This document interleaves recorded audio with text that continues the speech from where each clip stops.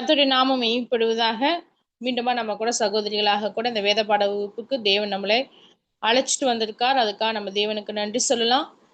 இன்னைக்கு கிளாஸ்க்காகவும் சத்தியங்களுக்காகவும் சத்தியம் நம்ம வாழ்க்கைக்கு பிரயோஜனமா இருக்கணுன்றதுக்காக கூட நம்ம ஜெபிச்சு நம்ம ஆரம்பிக்கலாம். எங்கள் அன்பு பிதாவே ஏசப்பா, இந்த நல்ல இரவு பொழுதுக்காய் ஸ்தோத்திரம். இதோ அந்த வருடத்தில் கடைசி பகுதியில் நாங்கள் வந்திருக்கிறோம். கர்த்தாவே, எங்களை மட்டும் காத்து வந்தீர், நடத்தி வந்தீர். இந்த வருஷத்தில் அநேக சத்தியங்களை நீர் எங்களுக்கு கொடுத்தீர். அதுக்காக எமக்கு நன்றி செலுத்துகிறோம். இது இந்த நாளில் கூட ஆண்டவர் இன்னைக்கு இருக்கக்கூடிய வகுப்புக்காக நாங்கள் ஜெபிக்கிறோம். எங்களுடன் பேசுங்க, எங்களுக்கு வேண்டிய சத்தியங்களை கற்றுக் கொடுங்க. குறிப்பாக சந்தோஷ் மூலம் கூட நீங்கள் சொல்லக்கூடிய சத்தியங்களை கூட நாங்கள் ஆண்டவரே கேட்டு அதுக்கு கீழ்ப்படிய நீர் எங்களுக்கு உதவி செய்யுங்க ஆண்டவரே. சகோதரிகளுக்காக நாங்கள் ஜெபிக்கிறோம். இதில் அநேக சகோதரிகள் கூட கலந்து கொள்ள நீங்க உதவி செய்யுங்க சப்பா. கர்த்தாவே, அதன் மூலம் கூட அவர்கள் பயனடைய உதவி செய்யுங்க. இந்த நேரத்துலையும் கூட அவர்களுக்கு இந்த கிளாஸ் ஞாபகப்படுத்த நீங்க உதவி செய்யுங்க சப்பா. சந்தோஷுக்கு கூட பலவீனங்கள் உண்டு, ஆனாலும் கூட உங்களுடைய கிருபை அதிகமாக இருந்து மகள் நல்ல ஒரு செய்தியை கொடுப்பதற்கு மகளுக்கு நல்ல பலனை தந்து வழி நடத்துங்க. எந்த ஒரு டிஸ்டர்பன்ஸ் இல்லாதபடிக்கு இந்த நேரம் முழுவதும் கூட ஒரு பிரசன்னத்தினால் எங்களை ஆசீர்வாதத்தை தர வேண்டுமா கெஞ்சுகிறோம். இந்த நேரம் முழுவதையும் பொருட்படுத்திக் கொள்ளுங்க. இயேசுவின் மூலம் பிதாவே, ஆமேன். நீங்க பாடுங்க ஜெனிஃபர். நம்ம கர்த்தரை ஒரு பாடல் மூலம் கூட கர்த்தரை நம்ம ஸ்துதிக்கலாம். இந்த நுள்ளம் புது கவியாலே பொங்க இயேசுவை பாடிடுவேன். அவர் நாமம் நூற்றுண்ட பரிமள தைலம், அவரையே நேசிக்கிறேன்.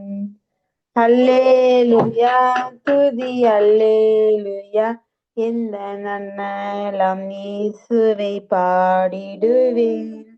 இத்தனை கிருபைகள் நித்தமும் அருளிய கர்த்தரை கொண்டாடுவேன்.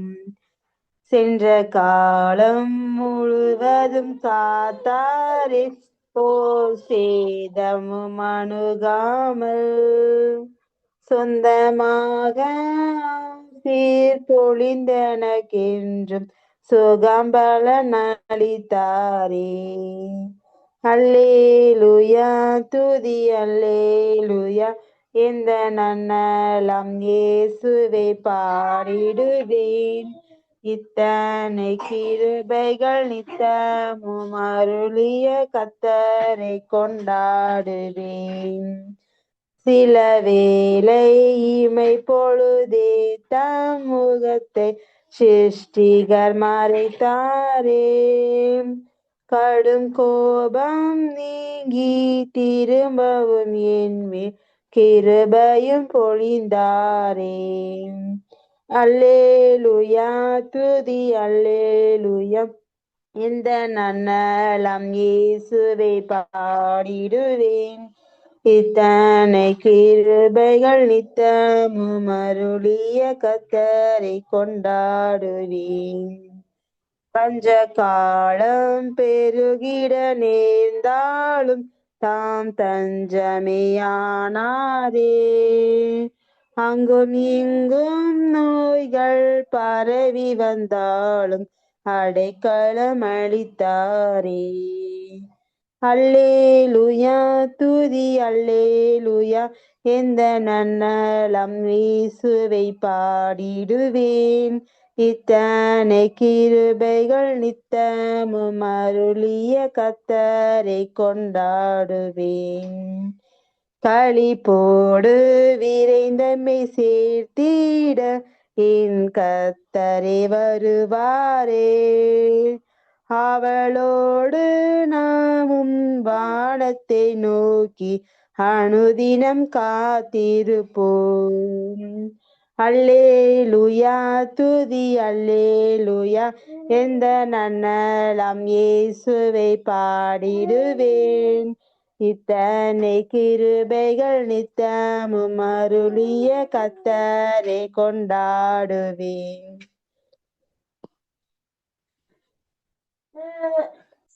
தேங்க்ஸ்பா. நம்ம கூட செய்திக்குள்ள போகலாம். இன்னைக்கு கூட நம்ம சந்தோஷக்குள்ள நமக்காக செய்தியை கொடுக்கறதுக்காங்க. இருதயங்களை திறந்து கர்த்தருடைய செய்தியை கேட்ப தேவன் நமக்கு உதவி செய்வாராங்க. கர்த்தருடைய நாமம் மகிமைப்படுவதாக. இந்த குரூப்ல பங்கு பெற்றிருக்கிற அனைத்து சகோதரிகளுக்கும் என்னுடைய வாழ்த்துக்களை தெரிவித்துக் கொள்கிறேன்.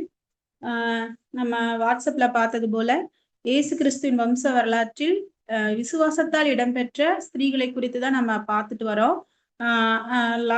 லாஸ்ட் மந்த் நம்ம பார்த்தோம் 3 ஸ்திரீகளை குறித்து. ஃபர்ஸ்ட் 3 ஸ்திரீகளை குறித்து நம்ம பார்த்தோம். யார் யாருன்னு பார்க்கும்போது தாமார், 2வது ராகாப், 3வது ரூத் பார்த்தோம். இன்னைக்கு நம்ம வந்து 2 ஸ்திரீகளை குறித்து நம்ம பார்க்க போறோம். முதலாவது பத்சேபால், 2வது மரியாள், அதாவது இயேசுவின் தாயாகிய மரியாளை குறித்து தான் நம்ம பார்க்க போறோம். சோ இந்த பத்சேபாலை குறித்து நம்ம பார்க்கும்போது அதிகமா ஒரு 3-4 இடங்கள்ல தான் நம்ம பைபிள்ல என்ன பண்ண முடியும், வாசிக்க முடியும். எஸ்பெஷலி புதிய ஏற்பாட்டிலேயே வந்து பாத்தீங்கன்னா இந்த பத்சேபாலை குறித்து இந்த வம்ச வரலாறுல உரியாவின் மனைவி என்று சொல்லப்பட்டிருக்கே தவிர மற்ற எந்த இடங்களிலும் ஒரு மேற்கோள் காட்டப்படவில்லை என்றும் நம்ம அறிந்திருக்கிறோம். சோ அது மட்டும் இல்லாம இந்த பத்சேபால நம்ம யூஸ்வலா நம்ம நினைக்கும் போது ஒரு நெகட்டிவ் கேரக்டரா தான் வந்து நம்ம வந்து வர்ணிச்சிருப்போம், இல்லைன்னா நம்ம யோசிச்சிருப்போம். ஏன்னா வந்து அவங்க வந்து சரியா என்ன சொல்லுவாங்க சில பேரு, அவங்க வந்து சரியா குளிச்சிருந்தா தாவீது வந்து டெம்ட் ஆயிருக்க மாட்டாரு, அந்த அங்க வந்து ஒரு ஏசித்தனமும் நடந்திருக்காது அப்படின்னு சொல்லுவாங்க. ஆனா நம்ம டீப்பா நம்ம போய் நம்ம இந்த ஸ்திரீயை குறித்து நம்ம தியானிக்கும் போது இதை தியானிக்கும் போது கர்த்தர் வந்து நமக்கு வந்து உண்மையாலுமே இந்த ஸ்திரீயை குறித்த சில விஷயங்களை வந்து கர்த்தர் நமக்கு வந்து தெரியப்படுத்துவார். இப்ப அப்படி நம்ம பார்க்கும்போது இன்னைக்கு சில விஷயங்களை இந்த ஸ்திரீயை குறித்து பார்க்கலாம். இந்த பத்சேபால் நான் நிறைய ரெஃபரன்ஸ் சொல்றேன், நீங்க அதை ஃபாலோ பண்ணீங்கன்னா தான் அது புரியும். அதனால ப்ளீஸ் கொஞ்சம் நான் வாசிக்கலனா கூட நான் சொல்ற ரெஃபரன்ஸை நீங்க அப்படியே பின்னாடி வாசிச்சு பார்த்துக்கோங்க. இந்த பத்சேபால் யாருடைய தந்தை பெயர் என்ன என்று பார்க்கும்போது, பத்சேபாலுடைய தந்தை பெயர் என்ன என்று பார்க்கும்போது 2 சாமுவேல் 11:3 வாசிக்கிறோம். அப்பொழுது தாவீது அந்த ஸ்திரீ யார் என்று விசாரிக்க ஆள் அனுப்பினான். அவள் எலியாமின் குமாரத்தியும் ஏத்தியனான உரியாவின் மனைவியும் ஆகிய பத்சேபால் என்றார்கள். இங்க வந்து எலியாமின் குமாரத்தி அப்படின்னு சொல்லி போட்டிருக்கு. சோ இந்த பத்சேபாலுடைய தந்தை யார் என்று பார்க்கும்போது எலியாம். இவருக்கு இன்னொரு பேர் இருக்கு, அது வந்து வேதாகமத்துல சொல்லப்பட்டிருக்கு. 1 நாளாகமம் 3:5 வாசிக்கலாம். 1 நாளாகமம் 3:5 அங்கே வாசிக்கும் போது, எருசலேமில் அவனுக்கு பிறந்தவர்கள் அம்மியேலின் குமாரத்தியாக பத்சேபாலிடத்தில் சிமியா, சோபாத், நாத்தான், சாலமோன் என்னும் 4 பேரும். சோ இங்க வந்து என்ன சொல்லப்பட்டிருக்குன்னா அம்மியேலின் குமாரத்தியாக பத்சேபால்னு சொல்லப்பட்டிருக்கு. சோ அம்மியேல், எலியாம் இந்த 2 பேர்களை வந்து அவர் பத்சேபாலுடைய தந்தைக்கு நம்ம வந்து பார்க்க முடியுது. அடுத்தது வந்து பார்த்தோம்னா இவருடைய கணவர் பேர் வந்து நம்ம எல்லாரும் அறிந்தது மாதிரி உரியா என்று சொல்லி, பத்சேபாலோட கணவர் பெயர் உரியா என்று சொல்லி நம்ம வந்து வேதத்துல வாசிக்கிறோம். எப்படி வாசிக்கிறோம் அப்படின்னா அதே 2 சாமுவேல் 11:3 வாசிக்கும் போது ஏத்தியனான உரியாவின் மனைவி என்று சொல்லி நம்ம பாக்குறோம். சோ இந்த ஏத்தியன் அப்படின்னு பார்க்கும்போது ஏத்தியன்னா யாரு அப்படின்னா ஒரு பிரஜாதி மக்கள் என்று சொல்லி நம்ம பார்க்க முடியும். அதை எப்படி நம்ம அறிஞ்சுக்கிறோம் அப்படின்னா ஆதியாகமம் 15 வாசிக்கிறோம். ஆதியாகமம் 15:19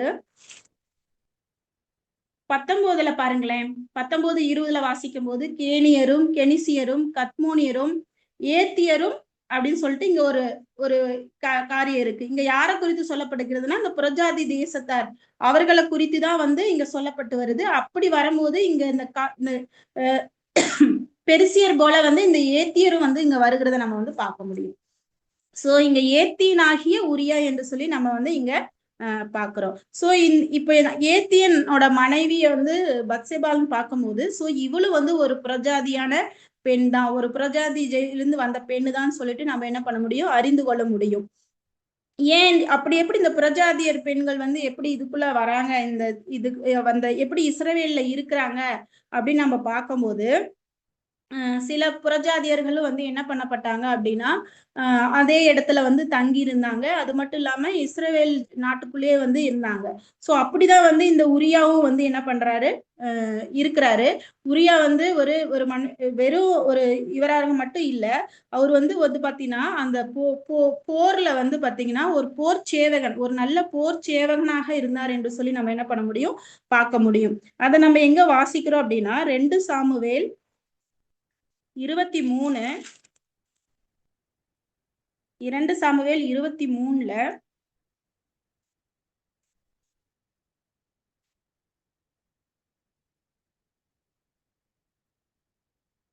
34 35 வாசிச்சு பார்த்தோம்னா 34 35 வாசிக்கிறேன் பாருங்க. மகாத்தியனின் குமாரனாகிய அகஸ்பாயின் மகன் எலிபலே, கீழுடையனாகிய அகித்தோமலின் குமாரன் எலியாம். இங்க வந்து 34ல வந்து எலியாம், அதாவது பத்சேபலுடைய தந்தை பெயர் சொல்லப்பட்டிருக்கிறது.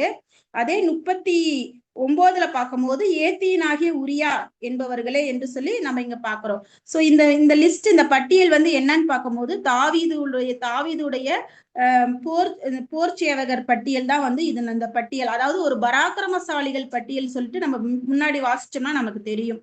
சோ இந்த பராக்கிரமசாலி பட்டியல்ல யார் யார் இருக்கிறாங்க அப்படின்னா பத்சேபலோட தந்தை எலியாம், அவருடைய கணவர் உரியா, இந்த 2 பேரும் இருக்கிறாங்கன்னு சொல்லிட்டு பாக்குறோம். சோ இதே வசனத்துல நம்ம வாசிக்கும் போது, அதாவது 2 சாமுவேல் 23:34ல வாசிக்கும் போது அகித்தோபோலின் குமாரன் எலியாம் என்று சொல்லி பாக்குறோம். சோ பத்சேபலோட தாத்தா பேர் என்னன்னு பார்க்கும்போது அகித்தோபேல் என்று சொல்லி நம்ம பாக்குறோம். சோ இந்த அகித்தோபேல் யாருன்னு சொல்லி நம்ம பார்க்கும்போது 2 சாமுவேல் 16:23 2 சாமுவேல் 16:23ல வாசிக்கும் போது, அந்நாட்களில் அகித்தோபேல் சொல்லும் ஆலோசனை தேவனுடைய வாக்கை போல இருந்தது. அப்படி அகித்தோபேலின் ஆலோசனை எல்லாம் தாவீதுக்கும் இருந்தது, அப்சலோமுக்கும் அப்படியே இருந்ததுன்னு சொல்லி இங்க வாசிக்கிறோம். சோ இந்த அகித்தோபேல் வந்து தாவீதுக்கும் அப்சலோமுக்கும் வந்து ஒரு நல்ல ஆலோசனைக்காரரா வந்து இருக்கிறத வந்து நம்ம இங்க பார்க்க முடியும். அது மட்டும் இல்லாம இந்த பத்சேபலுடைய சகோதரரை குறித்து நம்ம என்ன பண்ண முடியும், வாசிக்க முடியும். 2 சாமுவேல் 17ல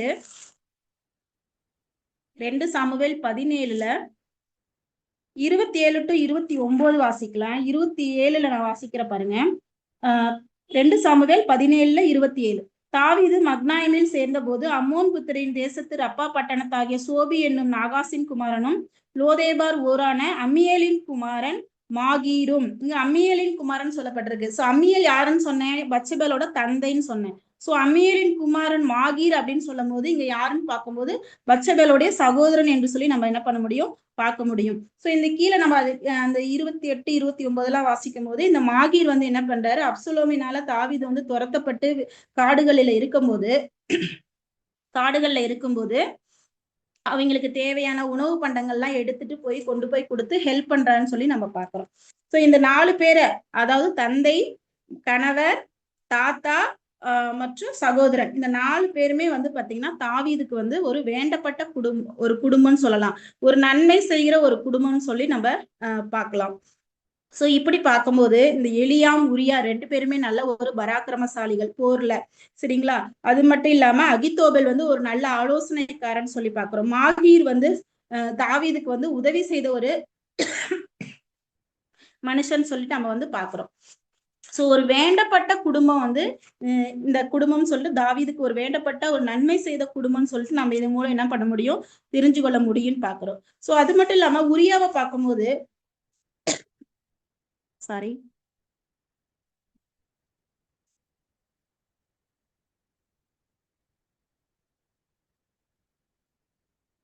உரியாவை பார்க்கும்போது ஒரு விசுவாசமுள்ள போர் சேவகன் என்று சொல்லி நம்ம பார்க்க முடியும். ஏன்னா உரியா வந்து என்ன பண்றாரு, போர் முனையில இருக்கிறாரு. அப்போ வந்து தாவீது என்ன பண்றாரு, அழைத்தனுப்பி என்ன பண்றாரு, நீ வீட்டுக்கு போன்னு சொல்றாரு. ஆனா உரியா என்ன பண்றாரு, உரியா வந்து வீட்டுக்கு போகாம அரண்மனை வாசலிலே படுத்துக்கிட்டு இருக்கிறத வந்து நம்ம வந்து என்ன பண்ண முடியும், 2 சாமுவேல்ல வந்து 11ஆவது அதிகாரத்துல வாசிக்க முடியும். சோ இப்படி வந்து உரியா வந்து ஒரு விசுவாசமுள்ள ஒரு போர் சேவகன் என்பதை வந்து நம்ம என்ன பண்ண முடியும், இங்க பார்க்க முடியும். அடுத்து இந்த பத்சேபால குறித்து நம்ம பார்க்கும்போது ஒரு சூழ்நிலை கைதின்னு சொல்லி நம்ம சொல்லலாம், ஒரு விக்டிம் அப்படின்னு சொல்லுவோம் இல்லையா. ஒரு சூழ்நிலை கைதின்னு சொல்லிட்டு நம்ம பாக்குறோம். ஏன்னா ராஜா வந்து என்ன பண்றாரு, உங்களுக்கு இந்த கதை, உங்களுக்கு இந்த பேக்ரவுண்ட் தெரியினால நான் அப்படியே ஸ்பீடா போறேன். ராஜா வந்து இந்த பத்சேபால் குளிக்கிறத பார்த்துட்டு அவளை வந்து இச்சித்து என்ன பண்றாரு, அரண்மனைக்கு அரண்மனைக்கு கூட்டிட்டு வர வந்து சொல்றாரு. அப்ப வந்து இந்த பத்சேபால் வந்து என்ன நினைச்சு வந்திருப்பா அப்படின்னா, உரியா வந்து போர் முனையில வந்து இருக்கிறாரு. சோ உரியாவை குறித்து ஏதாச்சும் ஒரு செய்தி வந்து ராஜா நமக்கு சொல்ல போறாரு அப்படின்ற நம்பிதான் என்ன பண்றா, அவ அந்த அரண்மனைக்கு வந்து வரா. ஆனா அங்க நடந்தது என்னன்னு பார்க்கும்போது, அவளுக்கு வந்து ஒரு அநீதி வந்து இழைக்கப்பட்டதுன்னு சொல்லி நம்ம வந்து பார்க்க முடியும். அதுக்கு மாறாக வந்து அங்க என்ன பண்ணப்பட்டதுன்னா, ராஜா வந்து என்ன பண்றாரு, அவளுக்கு கூட சயனிக்க வந்து ஒரு திட்டம் தீட்டியிருக்கான்னு சொல்லிட்டு அவளுக்கு அப்பதான் அந்த அரண்மனைக்குள்ள போனதுக்கு அப்புறம் தான் என்ன பண்ணுது தெரியுது. அங்க அவனால வந்து என்ன பண்ண முடியல, தப்பித்து வர முடியாது. அப்படி தப்பித்து வர முயன்றால் அவ என்ன பண்ணப்படுவா, கொலை செய்யப்படுவாள் என்று சொல்லி நம்ம பாக்குறோம். ஏன்னா ராஜாவோட வார்த்தைக்கு கீழ்ப்படிய வேண்டிய சூழ்நிலையில வந்து அவ வந்து இருந்தான்னு சொல்லிட்டு நம்ம பாக்குறோம். அவளா வந்து என்ன பண்ணல, விரும்பி வந்து இந்த காரியத்துக்கு போகல. ஆனா வந்து ராஜாவுடைய ஒரு கட்டளைக்கு, ஒரு வார்த்தைக்கு கீழ்ப்படிய வேண்டிய ஒரு சூழ்நிலை வந்து அவளுக்கு வந்து இருந்தது அப்படின்னு சொல்லிட்டு நம்ம வந்து இந்த பத்சேபால வந்து பார்க்க முடியும். சோ அங்க வந்து அவளுக்கு வந்து ஒரு அநீதியை வந்து பத்சேபாலுக்கு வந்து இழைக்கப்பட்டதுன்னு சொல்லிட்டு பாக்குறோம். சோ அப்படி இழைக்கப்பட்டது நிமித்தம் என்னாச்சு, அவ வந்து கர்ப்பவதி ஆகிறான்னு சொல்லிட்டு நம்ம வந்து அந்த 1 சாமுவேல் 11ஆம் அதிகாரத்துல நம்ம என்ன பண்ண முடியும், வாசிக்க முடியும். சோ இப்படி கர்ப்பவதி ஆன விஷயத்த வந்து நம்ம பத்சேபால் வந்து தாவீதுக்கு வந்து சொல்லி அனுப்புறா. அப்ப தாவீது ஒரு பிளான் பண்றாரு. என்ன பிளான் பண்றாரு, உரியாவை வந்து போர் முனையிலிருந்து வீட்டுக்கு அனுப்பி, உரியாதான் அந்த கர்ப்பத்துக்கு காரணமாகிற மாதிரி என்ன பண்றாரு, ஒரு திட்டத்தை வந்து அவர் வந்து யோசித்து அதபடி செயல்படுத்த நினைக்கிறாரு. ஆனா பாருங்க, ஆனா வந்து கர்த்தர் வந்து என்ன பண்ணல, அப்படி அலோவ் பண்ணாம அந்த அந்த திட்டத்துல, அந்த யோசனையில வந்து தாவீதை வந்து தோல்வியடை செய்தான்னு பாக்குறோம். ஏன்னா உரியாவை வீட்டுக்கு போ அப்படின்னு வந்து சொல்லும் போது உரியா என்ன பண்ணுது, வீட்டுக்கு போகாம அரண்மனை வாசலிலே வந்து என்ன பண்றாரு, மற்ற போர் சேவர்களோட படுத்திருக்கிறதையும் அங்கேயே போர்லயே இருப்பதையும் நம்ம வந்து பார்க்க முடியும்.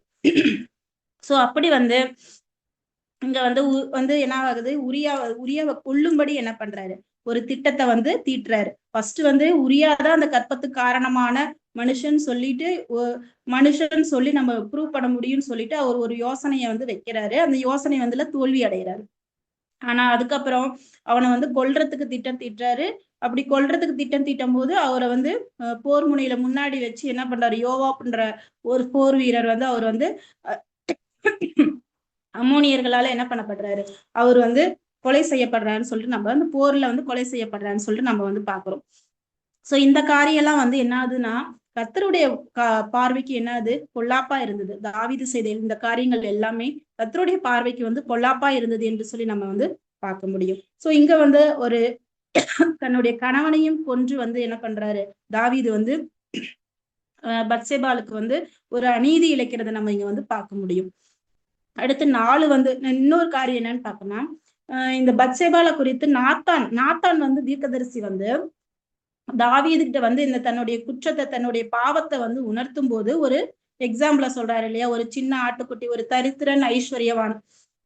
அந்த எக்ஸாம்பிள் வந்து 2 சாமுவேல் 12வது அதிகாரத்துல நம்ம வந்து வாசிக்க முடியும். சோ அந்த தரித்திரன் ஐஸ்வர்யவான் சொல்லும் போது ஒரு சின்ன ஆட்டுக்குட்டி அப்படின்னு சொல்லிட்டு இந்த பத்சேபால குறித்து என்ன பண்றாரு, ரெஃபர் பண்றாரு.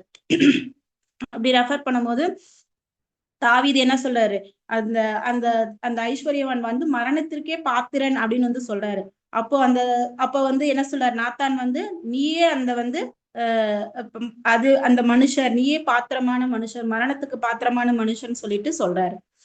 சோ இப்படி நாத்தான் தீர்க்கதரிசி வந்து இந்த பாவத்தை தாவீதுக்கு உணர்த்தும் போது அந்த இடத்துல பத்சேபால பத்தி என்ன பண்ணல, ஒரு காரியமும் குற்றமும் என்ன பண்ணல, நாத்தான் தீர்க்கதரிசி பத்சேபால குறித்து என்ன பண்ணல, சொல்லலன்னு சொல்லிட்டு நம்ம வந்து என்ன பண்ண முடியும், அந்த 2 சாமுவேல் 12வது அதிகாரத்தை நீங்க வாசிக்கும் போது நம்ம வந்து என்ன பண்ண முடியும், அறிந்து கொள்ள முடியுதுன்னு சொல்லிட்டு பாக்குறோம். சோ இப்படி வந்து இந்த உரியா வந்து இறந்த உடனே அவ இலவு கொண்டாடிட்டு இருக்கும்போது அப்போ தாவீது என்ன பண்றாரு, பத்சேபால அழைத்து தன் மனைவியாக ஆக்கி கொள்றாரு.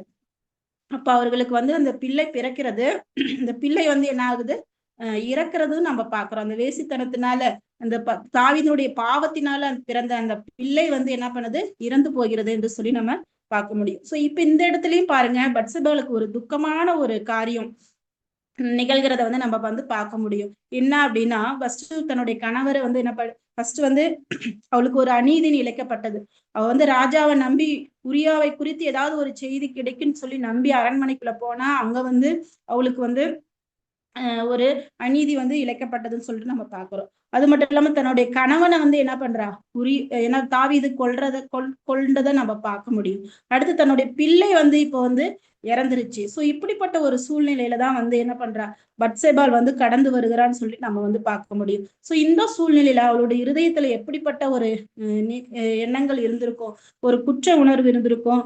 அவள் எது குற்றம் செய்யவில்லை, ஆனாலும் வந்து அவளுக்கு அந்த அந்த பிள்ளை இறந்தது நிமித்த ஒரு குற்ற உணர்வு இருந்திருக்கும், ஒரு பயம் இருந்திருக்கும், ஒரு தோல்வி மனப்பான்மை இருந்திருக்கும் இல்லைங்களா. சோ அநேக துக்கத்தோட தான் வந்து என்ன பண்ணிருப்பா, பத்சேபாள் வந்து கடந்து வந்திருப்பான்னு சொல்லிட்டு நம்ம வந்து பார்க்க முடியும். சோ இந்த சூழ்நிலையில வந்து, ஏன்னா உரியா வந்து போர் முனையில இருந்ததுனால அந்த கர்ப்பத்துக்கு காரணம் வந்து தாவீதுதாங்கிறத வந்து நாத்தான் தீர்க்கதரிசி உணர்த்துறாரு.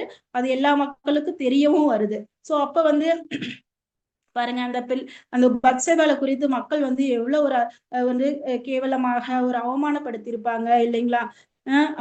ஒரு ஒரு ஒரு அசிங்கமான ஒரு வார்த்தைகளால அவங்களை காயப்படுத்தி இருப்பாங்க. ஆனாலும் அந்த ஒரு துக்கத்தோடு துன்பங்களோடு என்ன பண்றா, அவ பொறுமையா வந்து காத்திருக்கிறா. எதுக்காக காத்திருக்கிறான்னு சொல்லி பார்க்கும்போது, தன்னுடைய நிலைமை வந்து மாறும் அப்படின்னு சொல்லிட்டு விசுவாசத்தோட என்ன பண்ணிட்டு இருக்கா, காத்துட்டு இருக்கிறத நம்ம வந்து பார்க்க முடியும். சோ காத்துட்டு இருக்கும் போதுதான் அவளுக்கு வந்து 2வது மகனாக பிறப்பது யாரு, சாலமோன். சாலமோன் தான் என்ன, நம்ம எல்லாரும் அறிந்தபடி சாலமோன் தான் அந்த ராஜ்யத்துல வந்து ராஜாவா ஆகிறாருன்னு சொல்லிட்டு நம்ம வந்து பாக்குறோம். இங்க பாருங்களேன், 1 நாளாகமும் 3 இந்த 3வது அதிகாரத்துல நீங்க அந்த அந்த தாவீதினுடைய மகன்கள் பேரெல்லாம் வாசிக்கும் போது நீங்க அதுக்கப்புறம் வாசிச்சு பாருங்க. அதாவது தாவீதுக்கு வந்து எத்தனை குமாரர் இருந்தாங்க அப்படின்னு இந்த பட்டியல்ல இருக்கு. இதுல வந்து தாவீதுக்கு வந்து எபிரோனில், அதாவது மனைவியாக ஆக்கப்பட்ட ஒரு மனைவியின் இடத்துல பெற்ற எபிரோனில வந்து ஒரு 7.5 வருஷம் ஆட்சி செய்யறாரு இல்லையா. அங்க வந்து எப்ரோனில வந்து 6 பசங்க அவருக்கு இருக்காங்க. எருசலேமில வந்து ஆட்சி செய்யும் போது 9 பேர் இருக்காங்க. சோ மொத்தம் 15 பேரு.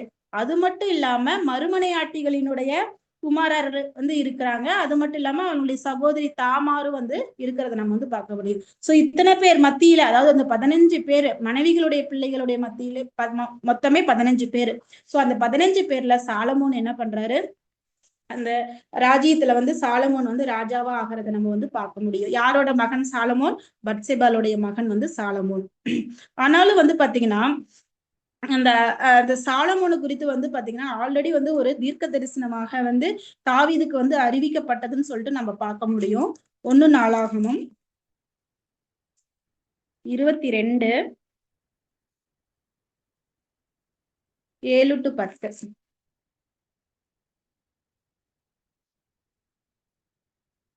1 நாளாகமும் 22 7-10 நம்ம வாசிக்கும் போது இங்க பாருங்க, தாவீது வந்து என்ன சொல்றாருன்னா, சாலமோனை நோக்கி, என் குமாரனே, நான் என் தேவனாகிய கர்த்தரின் நாமத்திற்கு ஒரு ஆலயத்தை கட்ட வேண்டும் என் இருதயத்தில் நினைத்திருந்தேன்.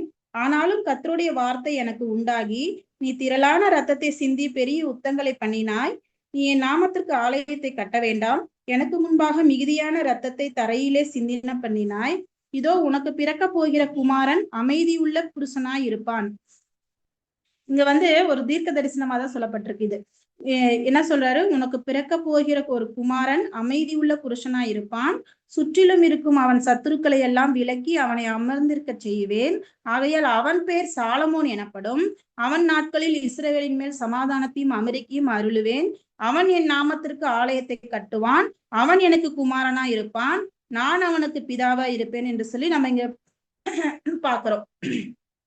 இஸ்ரவேலை ஆளும் அவனுடைய ராஜாங்கத்தின் சிங்காசனத்தை என்றென்றைக்கும் நிலைப்படுத்துவேன்னு சொல்லி இங்க சொல்றதை நம்ம பார்க்க முடியும். சோ இங்க வந்து ஒரு சாலமோன் பிறப்பதற்கு முன்பாகவே வந்து தாவீதுக்கு அந்த தீர்க்க தரிசனம் வந்து என்ன பண்ணப்பட்டது, உரைக்கப்பட்டது. ஈவன் சாலமோனுடைய பேர் கூட என்ன பண்ணப்பட்டது, சொல்லப்பட்டது என்று சொல்லி நம்ம இந்த அதிகாரம் 22 1 நாளாகும் 22 வாசிக்கும் போது நமக்கு புரியுது. சோ அப்படி வந்து பத்சேபாள் இடத்துல இருந்து வந்த சாலமோன் வந்து என்ன பண்றாரு, ராஜ்யத்துல வந்து ராஜாவா ஆகுறாரு.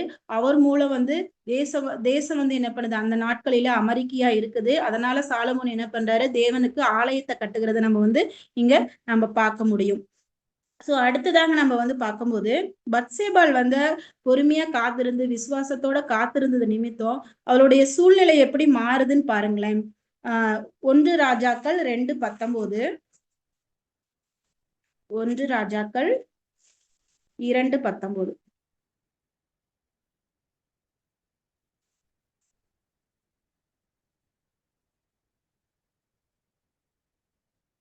கொஞ்சம் யார் கூட வாசிங்க, சப்போஸ் எடுத்தீங்கன்னா.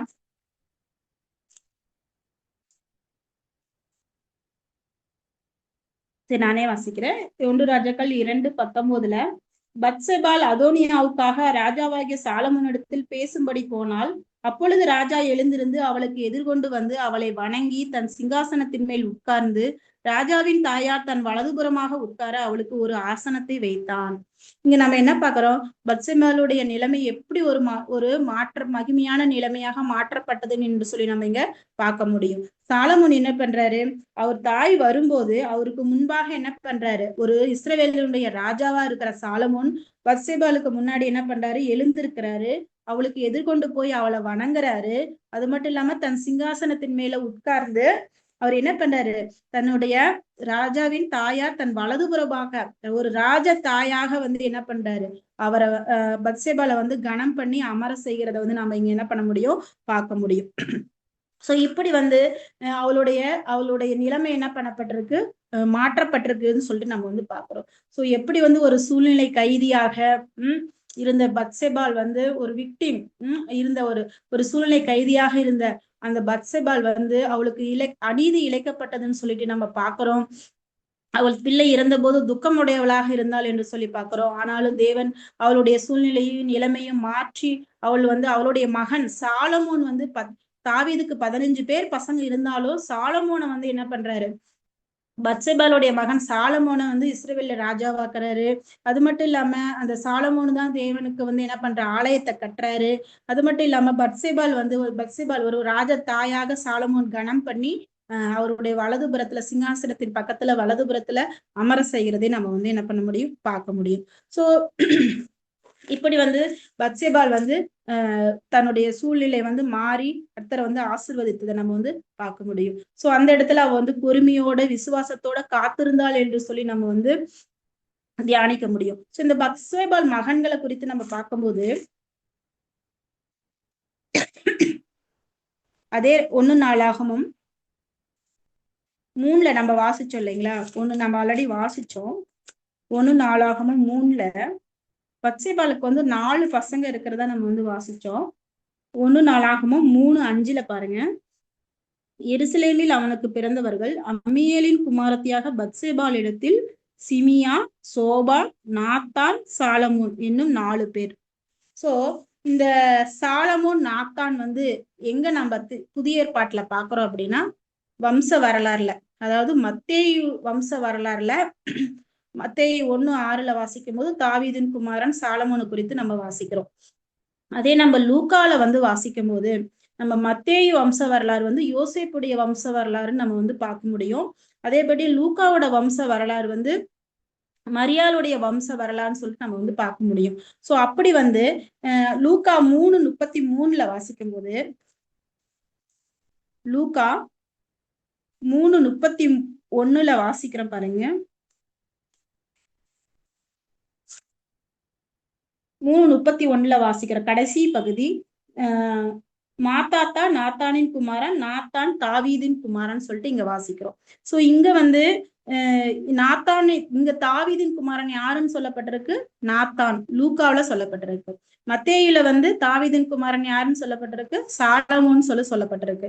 சோ இந்த 2 பேருமே சாலமோன் வழியா வரவர் யோசேப்பும், நாத்தான் வம்ச வழியா வர வந்து மரியாள்னு சொல்லிட்டு நம்ம வந்து என்ன பண்ண முடியும், இங்க வந்து நம்ம வந்து தியானிக்க முடியும்னு சொல்லிட்டு பாக்குறோம். சோ இந்த 2 மகன்களையுமே இந்த பத்சேபாளுடைய இந்த சாலமோன் நாத்தான் 2 மகன்களையுமே என்ன பண்றாரு, கர்த்தர் வந்து என்ன பண்றாரு, அவருடைய திட்டத்துல வந்து என்ன பண்றாரு, பயன்படுத்துறாரு. அவருடைய வம்ச வரலாற்றுல வந்து அவர்களோட பேர்கள் வந்து இடம்பெற்றிருக்கிறதையும் நம்ம வந்து பார்க்க முடியும். சோ இப்படி பொறுமையா வந்து காத்திருந்த, தன்னோட நிலைமை மாறும், சூழ்நிலை மாறும் என்று காத்திருந்த பத்சேபாளுக்கு வந்து என்ன பண்ணப்பட்டது, இப்படிப்பட்ட ஒரு சிறப்பான வம்ச வரலாற்றுல தன்னுடைய பெயர் இடம்பெறுவதற்கான ஒரு சிறப்பான இடத்தை வந்து என்ன பண்றாரு, பத்சேபாளுக்கு வந்து கர்த்தர் வந்து கொடுக்கறத நம்ம வந்து பார்க்க முடியும். ஸோ பத்சேபாலை குறித்து நம்ம நெகட்டிவாவே நம்ம கேள்விப்பட்டு இருக்கோம். ஆனாலும் வந்து அவள் நம்ம உள்ள போய் நம்ம தியானித்து பார்த்தோம்னா ஒரு சூழ்நிலை கைதியாக தான் வந்து என்ன பண்ணப்பட்டா, அவ வந்து அவளுக்கு அநீதி இழைக்கப்பட்டதுன்னு சொல்லிட்டு நம்ம வந்து பாக்குறோம். சோ அப்படிப்பட்ட சூழ்நிலை கைதியை கர்த்தர் வந்து என்ன பண்றாரோட நிலைமையை மாற்றி அவர் வந்து இயேசு கிறிஸ்துனுடைய வம்ச வரலாற்றுல வந்து இடம்பெறுகிறத வந்து நம்ம பாக்குறோம். சாரி.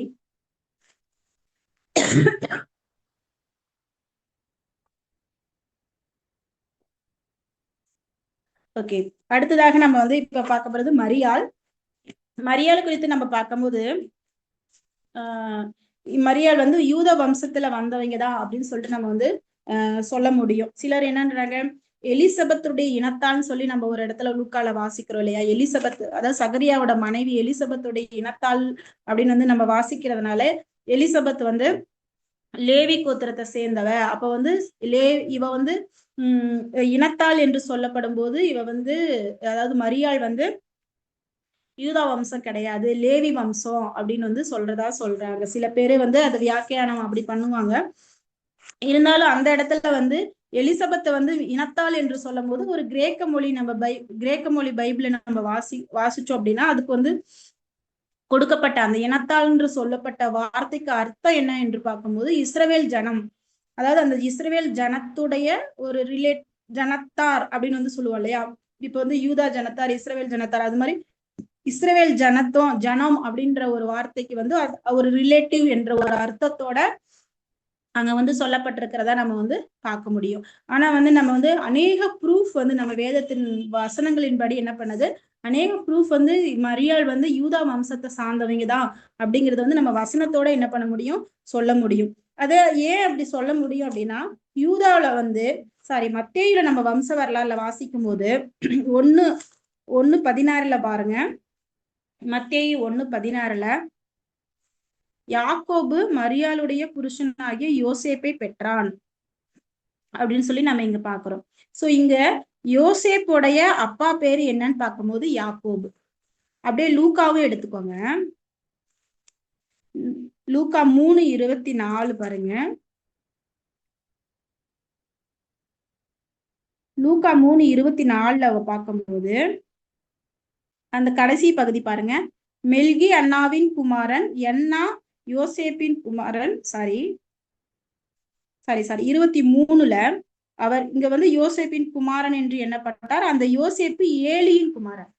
மத்தேயுல யோசேப்போட அப்பா பேரு வந்து யாக்கோபுன்னு சொல்லப்பட்டிருக்கு. இங்க வந்து லூக்கால வந்து யோசேப்போட தகப்பன் பெயர் ஏலி என்று சொல்லப்படுகிறது. சோ இங்க ஒரு கான்ட்ராடிக்ஷன் நம்ம வந்து பார்க்கலாம். அப்படி இருந்தாலும் கூட அதுக்குரிய காரணங்கள் என்ன சொல்றாங்க சில வேத பாரகர்கள் என்ன சொல்றாங்க அப்படின்னா, அதாவது மரியாளுடைய தகப்பனுக்கு வந்து ஒரு ஆண் பிள்ளை இல்லாம இருந்திருக்கலாம். சோ அந்த ஆண் பிள்ளை இல்லாததுனால அங்க மருமகனை வந்து மகனா பாவித்து அந்த வம்ச வரலாறு வந்து குறிப்பிடுகிறது என்று சொல்லி நம்ம பார்க்க முடியும். சோ 2 கான்ட்ராடிக்ஷன் இருக்க முடியாது இல்லையா. அது மட்டும் இல்லாம நான் முன்னாடியே பத்சேபால சொல்லும் போது சொன்னேன், அங்க வந்து தாவீதின் குமாரன் யாருன்னு பாக்குறோம். மத்தேயுல சாலமோனை குறித்து சொல்லப்பட்டு அப்படியே அந்த சாலமோன் வம்சவழி வருது. ஆனா இந்த லூக்காவில பாருங்க, லூக்கா 3:31 வாசிக்கும் போது நாத்தானின் குமாரன், நாத்தான் தாவீதின் குமாரன். சோ இங்க நாத்தானுடைய வம்சவழி அப்படியே வந்து வருகிறத வந்து நம்ம வந்து பார்க்க முடியும். சோ வந்து இந்த மருமகனை வந்து மகனாக பாவித்து இந்த வம்ச வரலாற்றுல வந்து குறிப்பிடப்பட்டிருக்கிறது என்று சொல்லி சொல்லப்படுகிறது. அது மட்டும் இல்லாம இந்த லூக்கா 1:32 நம்ம பார்க்கும்போது அந்த தேவ தூதுன்னு என்ன சொல்றான், லூக்கா 1:32 வாசிக்கிறோம். அவர் பெரியவராயிருப்பார், உன்னதமானவருடைய குமாரன் எனப்படுவார். கர்த்தராகிய தேவன் அவருடைய பிதாவாகிய தாவீதின் சிங்காசனத்தை அவருக்கு கொடுப்பார் என்று சொல்லப்பட்டிருக்கு. சோ அப்படி வந்து தாவீதின் சிங்காசனம் கொடுக்கப்படும் என்று சொல்லப்படும் போது, அப்ப தாவீது யூதா கோத்திரத்தை சார்ந்தவரா இருக்கிறபடினால இந்த மரியாளும் என்ன பண்ணப்படுறாங்க, யூதாவுடைய கோத்திரத்தை சார்ந்தவர்களாக இருக்கிறாங்க அப்படின்னு சொல்லி நம்ம உறுதியா சொல்ல முடியும். அது மட்டும் இல்லாம ஜென்ரலா நம்ம பார்க்கும்போது யோசேப்பு வந்து யூதா கோத்திரத்தா இருக்கிறதுனால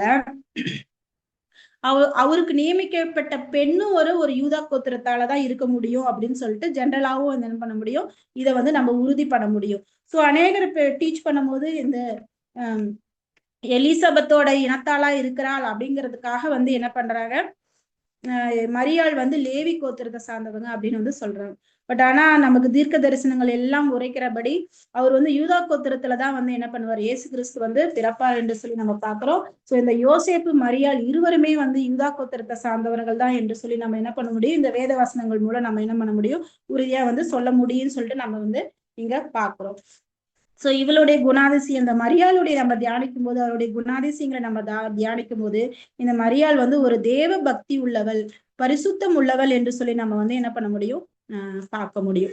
சோ இந்த இந்த இந்த லூக்கா 2:5 வாசிக்கும் போது இந்த மரியாள் வந்து ஒரு நாசரேத் ஊரை சேர்ந்தவள் என்று சொல்லி பாக்குறோம். இந்த நாசரேத் எனப்பட்ட ஊர் வந்து எப்படிப்பட்ட ஊரா இருந்துச்சு அந்த காலத்துல அப்படின்னு பார்த்தா, அது வந்து ஒரு ரோம படை வீரர்கள் மற்றும் வியாபாரிகள்லாம் வந்து போகும் இடமா வந்து இருந்ததுன்னு சொல்லி நம்ம பாக்குறோம். சோ அதனால இங்க அதை அநேகர் வந்து போகிற இடமா இருக்கிறதுனால அங்க அதிகமா கேளிக்கை விடுதிகள் அதிகம் உள்ள இடம் சொல்லிட்டு நம்ம பாக்குறோம். அதனால அங்க கேளிக்கை விடுதிகள் அதிகமா இருந்த இடமா இருப்பதனால அங்க விபச்சார வேசித்தனம் போன்ற காரியங்கள் எல்லாம் நிறைந்த இடம் சொல்லிட்டு நம்ம வந்து பாக்குறோம். அதனாலதான் நம்ம சுவிசேஷ புத்தகத்துல கூட பார்க்கும்போது நாசரேத்திலிருந்து ஒரு நன்மை உண்டாகுமோ என்று சொல்லி வேதபாரகர் யூதர்கள்லாம் சொல்றதை நம்ம வந்து பார்க்க முடியும். சோ அப்படி வந்து இந்த நாசரேத் ஊர் வந்து ஒரு மோசமான ஒரு ஊராக இருந்ததை நம்ம வந்து பார்க்க முடியும். சோ அந்த ஊர்ல இருந்து இந்த கன்னிகை தான் வந்து யாருன்னு பார்க்கும்போது மரியாள் என்று சொல்லி நம்ம வந்து பாக்குறோம். சோ அந்த ஒரு சூழ்நிலைகள்ல அந்த ஒரு வளர்ந்த அந்த மரியாள் வந்து தன்னை தேவ பக்தி உள்ள ஒரு கன்னிகையாக, தேவ பக்தி ஒரு பரிசுத்தம் உள்ள ஒரு கன்னியாக தன்னை காத்து கொண்டதை வந்து நம்ம வந்து என்ன பண்ண முடியும், இதுல இருந்து நம்ம வந்து தியானிக்க முடியும்னு சொல்லிட்டு நம்ம பாக்குறோம். சோ இவளுக்கு வந்து யோசேப்பை வந்து என்ன பண்ணிருக்கு, நியமிக்கப்பட்டிருக்கிறது. சோ வந்து அங்க யூத கலாச்சாரத்துப்படி வந்து ஒருத்தருங்களை என்கேஜ்மெண்ட் பண்ணினதுக்கு அப்புறம் 1 வருடம் மினிமம் வந்து 1 வருடம் கழிச்சுதான் வந்து என்ன பண்றவங்க திருமணம் முடிப்பார்கள்னு சொல்லிட்டு நம்ம பாக்குறோம். சோ அப்படி வந்து திருமணத்தை குறித்து ஒரு கனவோட வந்து இருந்த தருணம் தான் வந்து மரியாளுக்கு வந்து இருந்துச்சு இல்லைங்களா. இப்போ ஒருத்தருக்கு திருமணம் பிக்ஸ் ஆயிடுச்சு, என்கேஜ்மெண்ட் பிக்ஸ் ஆயிடுச்சுன்னா அதை நம்ம இன்னும் எப்படி நம்ம வாழ போறோம் அப்படின்ற ஒரு கனவுகளோட இல்ல கனவுகளோட நம்ம என்ன பண்ணிருப்போம், அந்த என்கேஜ்மெண்ட்டுக்கும் மேரேஜுக்கு இடைப்பட்ட காலத்துல வந்து அநேக கனவுகளை கொண்டு நம்ம என்ன பண்ணிருப்போம், வாழ்ந்து கொண்டு இருப்போம், சந்தோஷமா இருப்போம். சோ அப்படிப்பட்ட ஒரு சூழ்நிலையில தான் வந்து என்ன பண்ணப்பட்டிருக்கு, மரியாளுக்கு வந்து தேவதூதன் வந்து காட்சி அளிக்கிறது நம்ம வந்து இங்க பார்க்க முடியும். சோ இவ வந்து ஒரு தேவ பக்தி உள்ள ஒரு மகள் என்று சொல்லி நம்ம வந்து என்ன பண்ண முடியும், வாசிக்க முடியும். அது மட்டும் இல்லாம இப்ப தூதன் வந்து நீ வந்து கர்ப்பவதி ஆக போற, லூக்கா எடுத்து வச்சுக்கோங்க, லூக்கா 1வது அதிகாரத்தை எடுத்து வச்சுக்கோங்க. இந்த தூதன் வந்து நீ கர்ப்பவதி ஆக போற அப்படின்னு வந்து அவளை குறித்து வந்து அவர் வந்து சொல்றாரு. நான் ஒரு சில வசனங்கள் மட்டும் வாசிக்கிறேன். லூக்கா 1:28 லூக்கா 1:28 அவள் இருந்த வீட்டில் தேவதூதன் பிரவேசித்து, கிருபை பெற்றவளே வாழ்க, கர்த்தர் உன்னுடனே இருக்கிறார், ஸ்திரீகளுக்குள்ளே நீ ஆசீர்வதிக்கப்பட்டவள் என்றான். அவளோ அவனை கண்டு அவன் வார்த்தையினால் கலங்கி இந்த வாழ்த்துதல் எப்படிப்பட்டதோ என்று சிந்தித்துக் கொண்டிருந்தாள். தேவதூதன் அவளை நோக்கி, மரியாளே பயப்படாதே, நீ தேவனிடத்தில் கிருபை பெற்றாய், நீ கர்ப்பவதியாகி ஒரு குமாரனை பெறுவாய், அவருக்கு இயேசு என்று பெயரிடுவாயாக. அவர் பெரியவராய் இருப்பார், உன்னதமானவருடைய குமாரன் எனப்படுவார். கர்த்தராகிய தேவன் அவருடைய பிதாவாகிய தாவீதின் சிங்காசனத்தை அவருக்கு கொடுப்பார். அவர் யாக்கோபின் குடும்பத்தாரை என்றென்றைக்கும் அரசாளுவார், அவருடைய ராஜ்யத்துக்கு முடிவு இராது என்றான். சோ ஃபர்ஸ்ட் தேவதூதன் வாழ்த்துதல் சொல்லும் போதே அவளுக்கு வந்து என்ன பண்ணப்பட்டது, ஒரு மனக்கலக்கம் வந்து வந்துச்சுன்னு சொல்லிட்டு பாக்குறோம். சோ இந்த வாழ்த்துதல் எப்படிப்பட்டதோ என்று சிந்திக்க ஆரம்பிச்சான்னு சொல்லிட்டு பாக்குறோம். சிந்திக்க ஆரம்பிச்ச அவளுக்கு வந்து தேவதூதன் என்ன சொல்றாரு, நீ பயப்படாம இரு. ஆனா வந்து நீ என்ன பண்ணுவ, நீ கர்ப்பவதி ஆக போற, ஒரு குமாரனை பெற போற, அவருக்கு இயேசு என்று பெயரிடுன்னு சொல்றாரு. அவளுக்கு வந்து இருந்த ஒரு நியாயமான கேள்வி என்ன கேள்வினா 34ல பாருங்க. அதற்கு மரியாள் தேவதூதனை நோக்கி, இது எப்படி ஆகும், புருஷனை அறியேனே என்றாள். புருஷனை அறிஞ்சாதான் வந்து ஒரு பிள்ளை வந்து பிறக்கும். அப்ப அவ கேக்குறா, நானே புருஷனை அறியாம இருக்கேன், எனக்கு எப்படி இந்த காரியம் நடக்கும் அப்படின்னு வந்து கேக்குறா. இது ஒரு நியாயமான கேள்வின்னு சொல்லி நம்ம பார்க்க முடியும். அப்ப வந்து அவ வந்து அப்ப தேவதூதன் வந்து என்ன சொல்றாரு பாருங்க 35ல, தேவதூதன் அவளுக்கு பிரதியுத்தரமாக, பரிசுத்தாவி உன்மேல் வரும், உன்னதமானவருடைய பலம் உன்மேல் நிழலிடும், ஆதலால் உன்னிடத்தில் பிறக்கும் பரிசுத்தம் உள்ளது தேவனுடைய குமாரன் எனப்படும். இதோ உனக்கு இனத்தாளாய் இருக்கிற எலிசபெத்தும் தன் முதிர் வயதிலே ஒரு புத்திரனை கற்பந்தரித்திருக்கிறாள். மலடி எனப்பட்ட அவளுக்கு இது 6ஆம் மாதம், தேவனாலே கூடாத காரியம் ஒன்றுமில்லை என்றான். சோ இங்க வந்து மரியாள் கேட்ட கேள்விக்கு வந்து சரியான விளக்கத்தை வந்து தேவதூதன் சொல்லல. ஆனா அதுக்கு மாறா ஒரு புதிரான காரியத்தை, எங்கேயுமே இதுவரைக்கும் உலகத்துல நடக்காத ஒரு காரியத்தை வந்து மரியாளுக்கு வந்து ஒரு புதிரான ஒரு காரியத்தை வந்து என்ன பண்றாரு, தேவதூதன் சொல்றாரு. சோ அப்ப வந்து அவளு வந்து என்ன பண்ணிருக்கா, அப்ப நம்ம என்ன வாசிக்கிறோம் 38ல சொல்லும் போது, அதற்கு மரியாள், இதோ நான் ஆண்டவருக்கு அடிமை, உம்முடைய வார்த்தையின்படி எனக்கு ஆக கடவுது என்றாள். அப்பொழுது தேவதூதன் அவளிடத்திலிருந்து போய்விட்டார். இந்த வார்த்தையை சொன்ன உடனே மரியாளுக்கு என்ன புரிந்தது அப்படின்னா, நம்ம பரிசுத்த ஆவியினால கர்ப்பம் தரிக்க போறோம், புருஷனை அறிவதற்கு முன்னாடியே நம்ம கர்ப்பம் தரிக்க போறோம், இது வந்து தேவனுடைய குமாரன் எனப்படும். அவர் வந்து யாருன்னு பார்க்கும்போது தேவனுடைய குமாரனா இருப்பாருன்னு சொல்லிட்டு அவளுக்கு வந்து புரிஞ்சுது. அப்ப புரிஞ்ச உடனே அவ வந்து என்ன பண்றா அப்படின்னா, அவ வந்து தன்னுடைய எதிர்காலத்தை குறித்து யோசிக்கல. நம்மள இந்த கலாச்சாரம் இந்த கலாச்சாரம் நம்மள வந்து கல்யாணத்துக்கு முன்னாடியே கர்ப்பவதியானா என்ன சொல்லுவாங்கிறத வந்து என்ன பண்ணல, யோசிக்கல. அப்ப வந்து அவ வந்து என்ன சொல்றா அப்படின்னா, நான் ஆண்டவருக்கு அடிமை, உம்முடைய வார்த்தையின்படி எனக்கு ஆக கடவுது.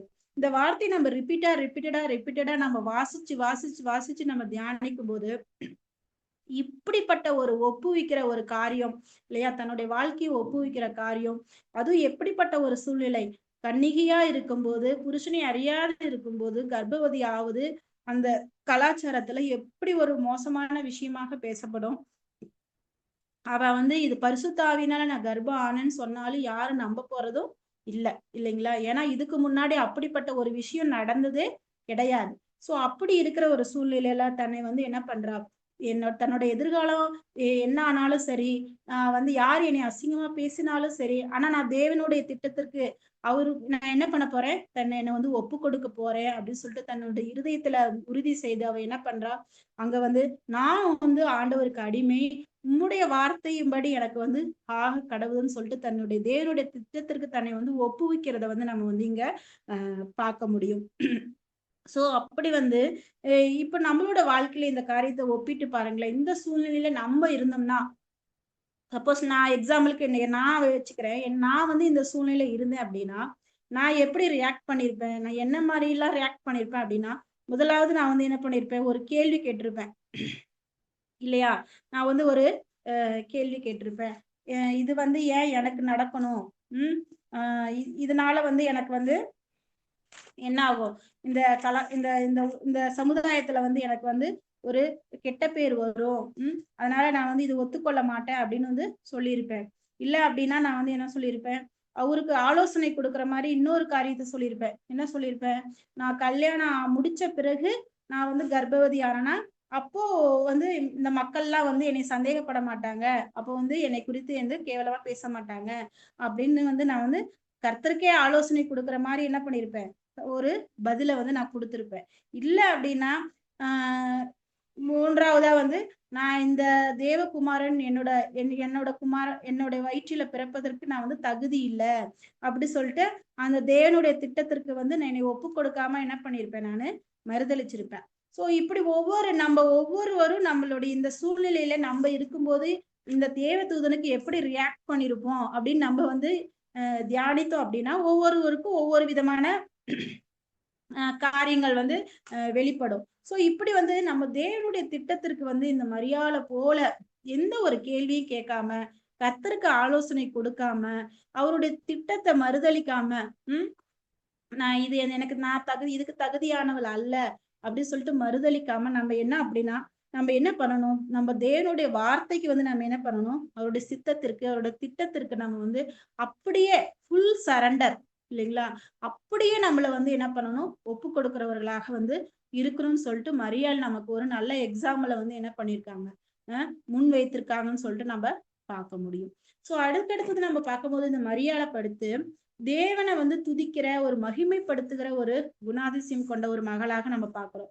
எப்படி பாக்குறோம் அப்படின்னா, எலிசபெத்தை போய் அவங்க சந்திக்கிறாங்க. சந்திச்சு அவங்கள வாழ்த்து கூறினதுக்கு அப்புறம் அவங்க பாருங்க, அந்த இடத்துல தேவகுமாரன் வந்து என் இடத்துல பிறக்க போறாருங்கிறத வந்து என்ன பண்ணல, அவ பெருமையாகவோ இல்ல பூஸ்ட் பண்ணியோ வந்து என்ன பண்ணல, அங்க சொல்லாம அவளை வந்து மிகைப்படுத்தி, மரியாதை தன்னை வந்து மிகைப்படுத்தி சொல்லாம, அதற்கு மாறாக என்ன பண்றா அப்படின்னா, தேவனை துதிக்கிறத வந்து நம்ம இங்க பார்க்க முடியும். தேவனை மகிமைப்படுத்துகிறத வந்து நம்ம என்ன பண்ண முடியும், இங்க பார்க்க முடியும்னு சொல்லிட்டு நம்ம பாக்குறோம் இல்லைங்களா. அந்த நம்ம லூக்கா 1வது அதிகாரத்துல நம்ம பார்க்கும்போது 46ல இருந்து நம்ம வந்து வாசிச்சோம் அப்படின்னா, தேவனை வந்து அவள் துதிக்கிற துதி ஒரு அழகான ஒரு துதியா நம்ம வந்து ஒரு பாட்டே பாடுறான்னு சொல்லிட்டு நம்ம தேவனை குறித்து ஒரு பாட்டு பாடி துதிக்கிறத வந்து நம்ம என்ன பண்ண முடியும், இந்த இடத்துல வந்து நம்ம வந்து பார்க்க முடியும்னு சொல்லிட்டு பாக்குறோம். சோ இவளுக்கு மூன்றாவதாக இருக்கிற நல்ல ஒரு குணாதிசயம் என்னன்னு பார்க்கிறோம், தேவனை மகிமைப்படுத்துகிற துதிக்கிற ஒரு குணாதிசயம் கொண்டவளாக இருந்தான்னு சொல்லிட்டு நம்ம பாக்குறோம். அடுத்தடுத்ததாக பார்க்கும்போது யோசேப்புக்கு வந்து ஒரு உண்மை உள்ளவளா இருந்தான்னு சொல்லிட்டு நம்ம பார்க்க முடியும். எப்படி அப்படின்னா, எலிசபெத் வீட்டுல இருந்து அவ வந்து 3 மாதம் அங்க தங்கிட்டு என்ன பண்றா, தன்னுடைய சொந்த ஊருக்கு திரும்புறா. சோ அப்ப வந்து அவ 3 மாதம் கர்ப்பவதியா வந்து இருக்கிறத பாக்குறோம். சோ ஒரு பெண் வந்து 3 மாத கர்ப்பத்துல இருந்தா அந்த மேல என்ன பண்ண முடியாது, அது 3 மாதத்துக்கு மேல எங்கனால என்ன பண்ண முடியாது, மறைக்க முடியாது.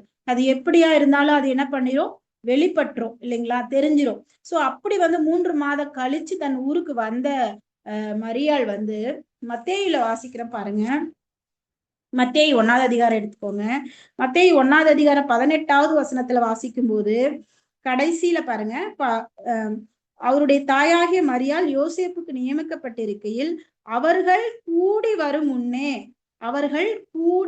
முன்னே, அதாவது திருமணத்துக்கு முன்பாக அவள் பரிசுத்த ஆவியினாலே கர்ப்பவதியானாள் என்று காணப்பட்டது.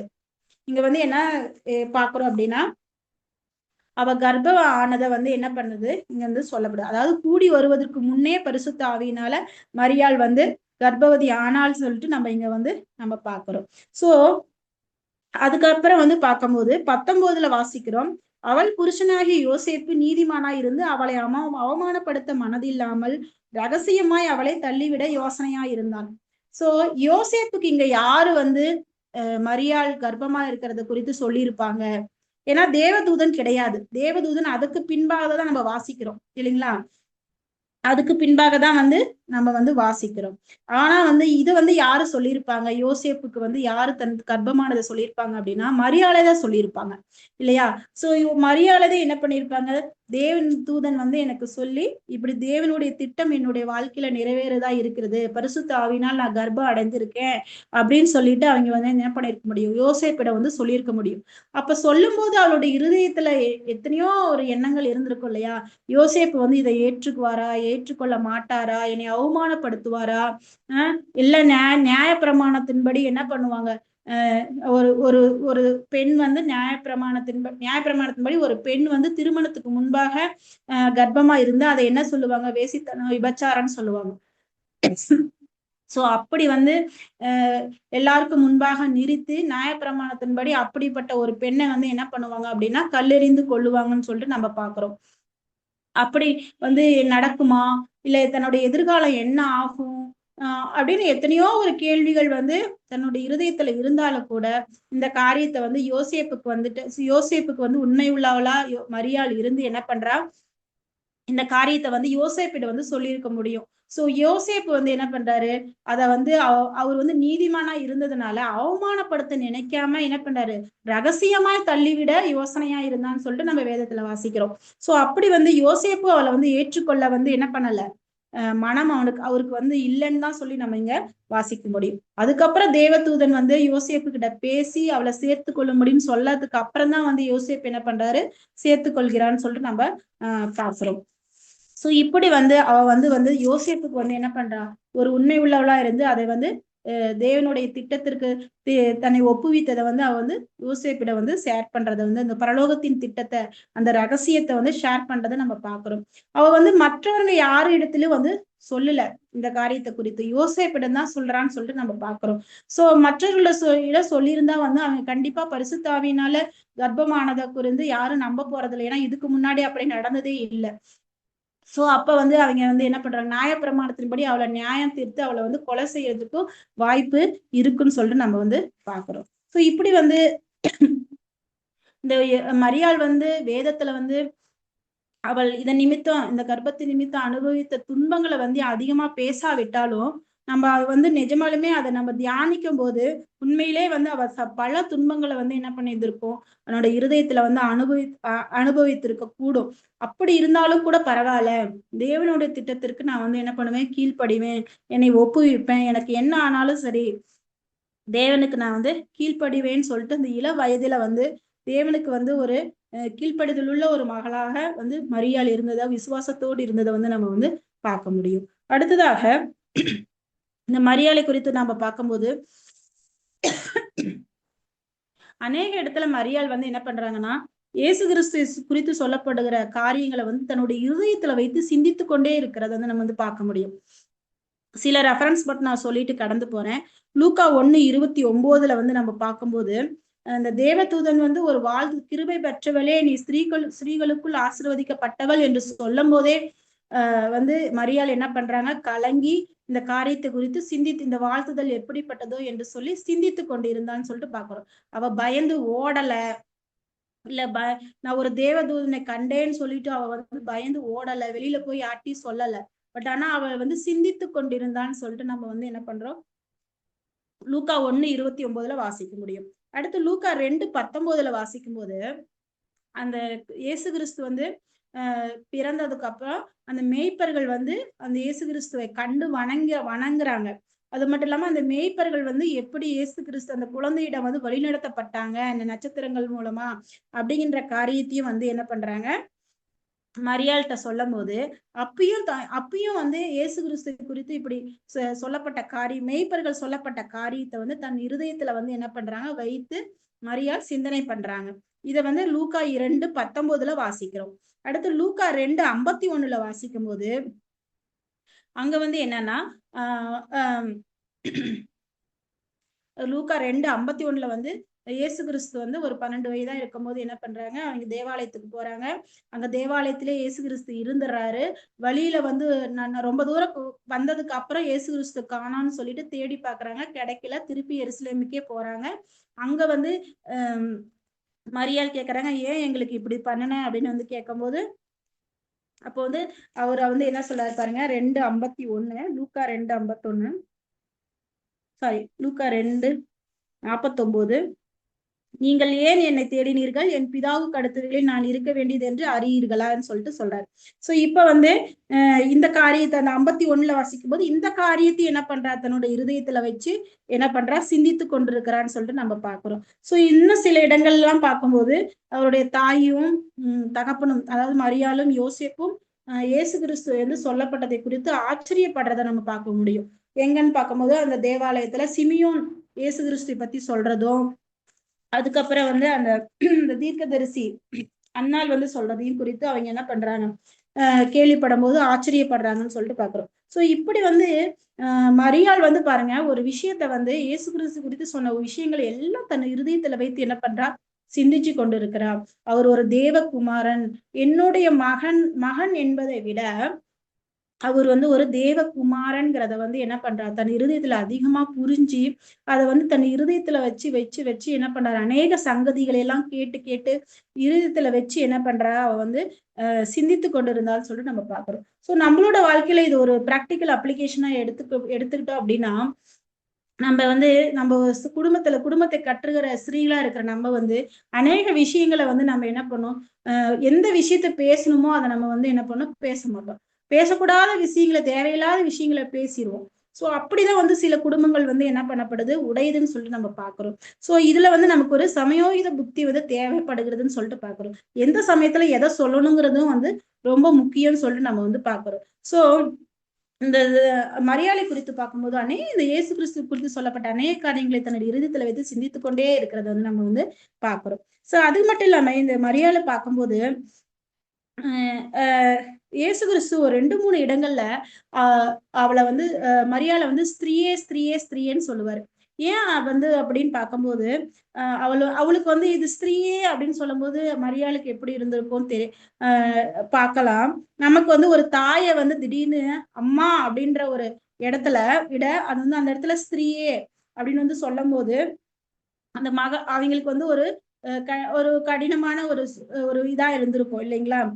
யோவான் 2:4 வாசிக்கிறோம். அதாவது யோவான் 2:4 அந்த கானாவூர் கல்யாணத்துல வந்து நம்ம வந்து பார்க்கும்போது அங்கேயே வந்து என்ன பண்றாரு, ஸ்திரீயே உனக்கும் எனக்கும் என்ன, என்னோட வேலை வந்து இன்னும் வரலன்னு சொல்றாரு. 2:4 பாருங்க. யோவான் 2:4 அதற்கு இயேசு ஸ்திரீயே எனக்கும் உனக்கும் என்ன, என் வேலை இன்னும் வரவில்லைன்னு சொல்றாரு. அதே போல இப்ப நம்ம வாசிச்சோம் இல்லைங்களா, லூக்கா 2:49 அதாவது தேவாலயத்துல வந்து இயேசு தங்கிடுறாரு.